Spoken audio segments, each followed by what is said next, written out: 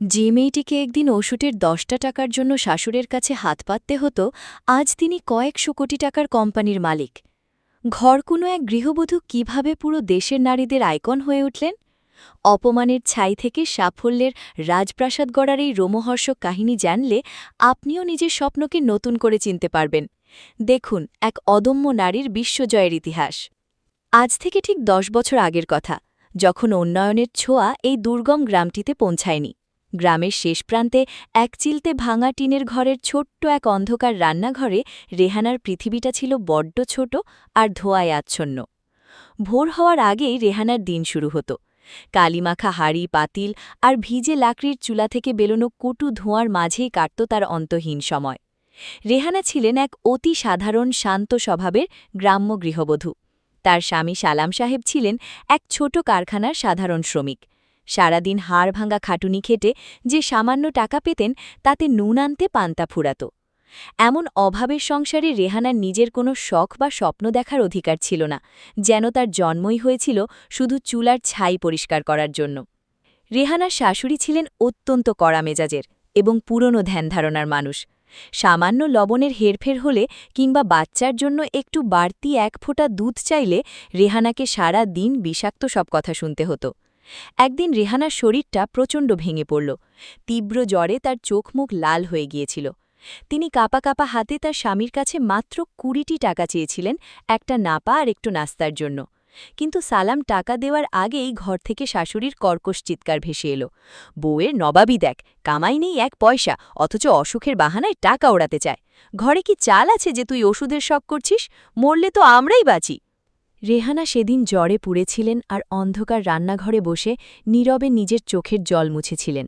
সেই বৃষ্টির মতো ঝরা চোখের জল মুছতে মুছতে তিনি মনে মনে একটি শপথ করেছিলেন, আমি শুধু অন্যকে খাইয়ে যাওয়ার জন্য এই পৃথিবীতে আসিনি। যদি ঈশ্বর আমাকে প্রাণ দিয়ে থাকেন, তবে আমাকে নিজের পায়ে দাঁড়িয়ে সম্মান আদায় করতে হবে। সংসারের চরম অভাবের মাঝেই রেহানা লক্ষ্য করলেন তার হাতের তৈরি আমের আচার আর শৈল্পিক নকশিকাথা গ্রামের যে কেউ দেখলে এক মুহূর্তের জন্য হলেও থমকে দাঁড়ায়। তিনি ভাবলেন, এই হাতের কাজই হতে পারে তার মুক্তির পথ। কিন্তু পুঁজি কোথায়? তিনি খুব গোপনে তার বাবার দেওয়া শেষ স্মৃতি, বিয়ের একজোড়া পুরনো রূপার নূপুর বিক্রি করে দিলেন। সেই সামান্য কয়েকশো টাকা দিয়ে তিনি বাজার থেকে আম, তেঁতুল আর গুড় কিনে আচার বানানো শুরু করলেন।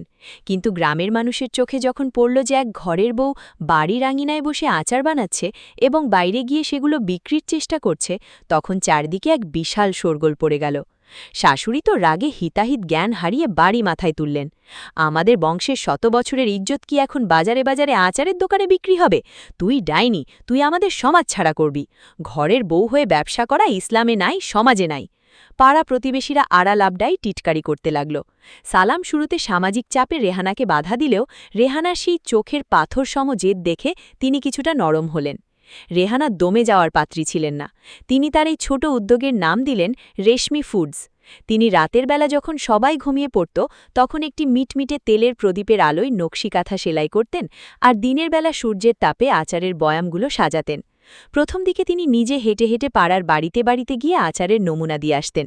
অনেক সময় মানুষ তার মুখের ওপর দরজা বন্ধ করে দিত। কেউ কেউ হাসি ঠাট্টা করে বলতো, রান্নাঘরের কাজ ছেড়েছে, এখন নবাবি করতে এসেছে, দেখি কয়দিন টেকে তোর এই ব্যবসা। কিন্তু রেহানা জানতেন, সফলতার রাজপথ কোনোদিন মখমল দিয়ে ঢাকা থাকে না, সেখানে অপমান আর কাটা সইতেই হয়। ধীরে ধীরে রেহানার আচারের সেই জাদুকরী স্বাদ গ্রামের মেঠো পথ ছাড়িয়ে পাশের শহরে পৌঁছতে শুরু করল। মানুষের মুখে মুখে ছড়িয়ে পড়ল তার হাতের আচারের প্রশংসা।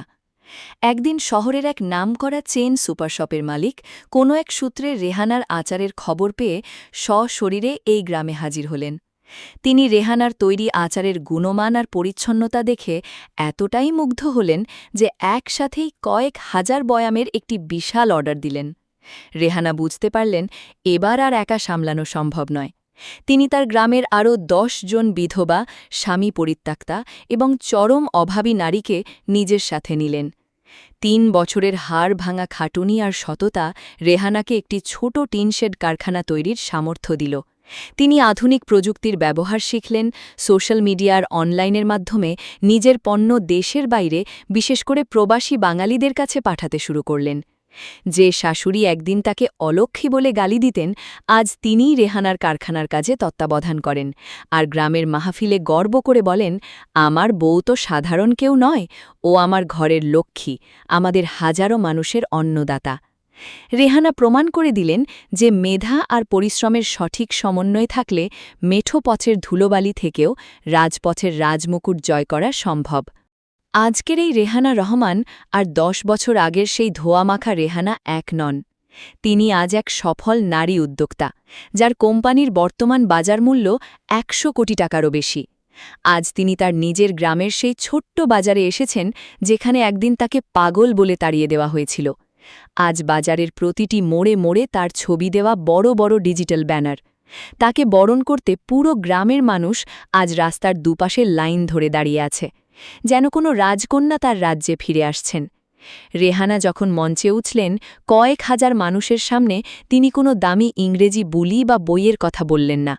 তিনি খুব ধীর পায়ে তার বৃদ্ধা শাশুড়ি আর স্বামী সালামকে মঞ্চে টেনে নিলেন। তিনি অশ্রু ভেজা চোখে মাইক হাতে নিয়ে বললেন, আমি কোটিপতি হওয়ার জন্য এই লড়াইটা শুরু করিনি।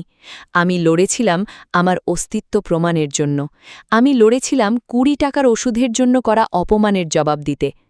আমি চেয়েছিলাম এই সমাজের প্রতিটি অবহেলিত গৃহবধূ জানুক যে তাদের হাতের জাদুতে কেবল একটি রান্নাঘর নয়, পুরো একটা দেশ চলতে পারে।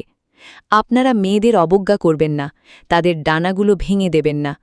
রেহানা ঘোষণা করলেন তিনি এই গ্রামেই কয়েকশো বিঘা জমির ওপর একটি বিশাল ভোকেশনাল ট্রেনিং সেন্টার করবেন, যেখানে গ্রামের হাজার হাজার বেকার মেয়েকে উদ্যোক্তা হিসেবে তৈরি করা হবে এবং তাদের পণ্যের বিশ্ববাজার তিনি নিজে তৈরি করে দেবেন। প্যান্ডেল ভর্তি মানুষ তখন দাঁড়িয়ে করতালি দিয়ে এক সাহসী নারীকে সম্মান জানাচ্ছিল। গৃহবধূ মানে কেবল ঘর সামলানো নয়, গৃহবধূ মানে হল এক অদম্য শক্তি। সুযোগ আর সাহস পেলে ঘরের কোণে পড়ে থাকা সাধারণ নারীটিও হয়ে উঠতে পারে কোটি মানুষের অন্নদাতা। আপনার মেধাকে ছোট করবেন না, সমাজ কি বলবে তা ভাববেন না। মনে রাখবেন, অন্ধকারের পরই ভোরের আলো ফোটে। আপনিও হতে পারেন পরবর্তী রেহানা।